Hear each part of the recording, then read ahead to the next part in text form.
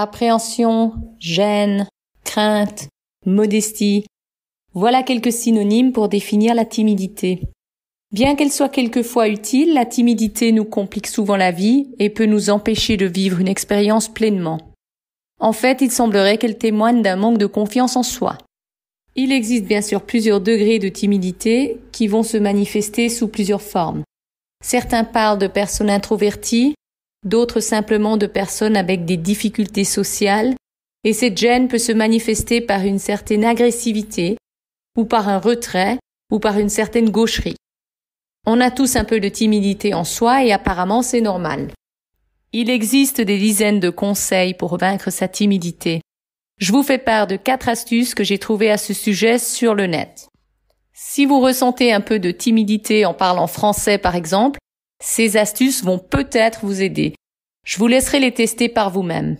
La première, apprendre à mieux se connaître et à mieux s'apprécier en se concentrant sur les côtés positifs qu'on a et en se félicitant au quotidien de tout ce qu'on réussit, tout en étant gentil et bienveillant avec soi-même.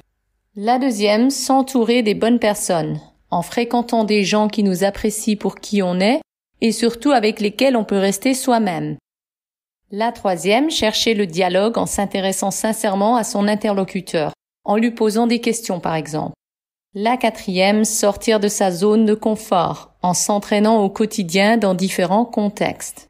Il faut se rappeler que beaucoup de nos peurs internes sont les mêmes pour tout le monde, et que souvent, on se monte la tête et on appréhende le qu'en dira-t-on, donc le jugement de l'autre, pour finalement se rendre compte qu'en réalité, personne ne prête attention à ce détail. Et puis, il y a aussi beaucoup d'aspects positifs. Une personne timide aura tendance à parler moins, à être perfectionniste et plus discrète.